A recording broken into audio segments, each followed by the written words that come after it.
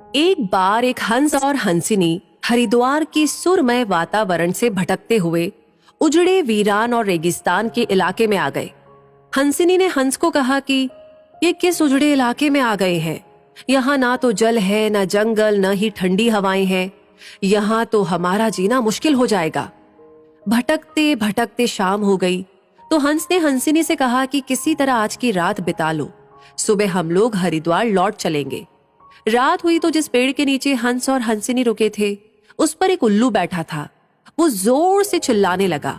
हंसिनी ने हंस से कहा, अरे यहाँ तो रात में भी सो नहीं सकते, ये उल्लू चिल्ला रहा है। हंस ने फिर हंसिनी को समझाया कि किसी तरह रात काट लो, मुझे अब समझ में आ गया है कि ये इलाका वीरान क्यों है।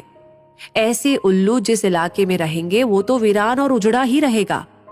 पेड़ पर बैठा उल्लू दोनों की बातें सुन रहा था। सुबह हुई, उल्लू नीचे आया और उसने कहा कि हंस भाई, मेरी वजह से आपको रात में तकलीफ हुई, मुझे माफ कर दो। हंस ने कहा, कोई बात नहीं भैया, आपका धन्यवाद। ये कहकर जैसे ही हंस अपनी हंसिनी को लेकर के आगे बढ़ा, पीछे से उल्लू चिल्लाया, अरे हंस, मेरी पत्नी को लेकर कहाँ जा रहे हो? हंस चौंका। उसने कहा, आपकी पत्नी?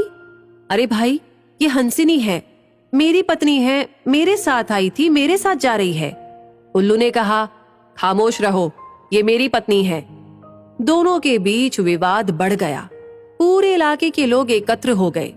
कई गांवों की जनता बैठी, पंचायत बुलाई गई, पंच लोग भी आ गए। बोले, भाई किस बात का विवाद है? लोगों ने बताया कि उल्लू कह रहा है कि हंसिनी उसकी पत्नी है और हंस कह रहा है कि हंसिनी उसकी पत्नी है। लंबी बैठक और पंचायत के बाद पंच लोग किनारे हो गए और कहा कि भाई बात तो यही सही है कि हंसिनी हंस की ही पत्नी है, लेकिन ये हंस और हंसिनी तो अभी थोड़ी देर में इस गांव से चले जाएंगे। हमारे बीच में तो उल्लू को ही रहना है, इसलिए फैसला उल्लू के ही हक में सुनाना चाहिए। फिर पंचों ने अपना फैसला सुनाया और कहा कि सारे तथ्यों और सबूतों की जांच करने के बाद ये पंचायत इस नतीजे पर पहुंची है कि हंसिनी उल्लू की ही पत्नी है और हंस को तत्काल गांव छोड़ने का हुक्म दिया जाता है। ये सुनते ही हंस हैरान हो गया और रोने, चीखने और चिल्लाने लगा कि पंचायत ने गलत फैसला सुनाया। उल्लू ने मेरी पत्नी ले ली। रोते चीखते जब वो आगे बढ़ने लगा तो उल्लू ने आवाज लगाई, ए मित्र हंस, जरा रुको। हंस ने रोते हुए कहा कि भैया अब क्या करोगे? पत्नी तो तुमने ले ही ली, अब जान भी लोगे क्या? उल्लू ने कहा, नहीं मित्र, ये हंसिनी आप ही की पत्नी है और हमेशा रहेगी।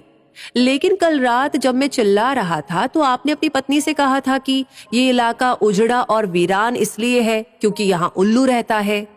मित्र, ये इलाका उजड़ा और वीरान इसलिए नहीं है कि यहाँ उल्लू रहता है।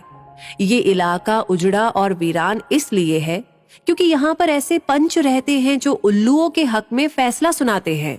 शायद 65 साल की आजादी के बाद में भी हमारे देश की इस बुरी दशा का मूल कारण यही है कि हमने उम्मीदवार की योग्यता न देखते हुए हमेशा ये हमारी जाति का है, ये हमारी पार्टी का है, इसके आधार पर अपना फैसला उल्लुओं के ही पक्ष में सुनाया है।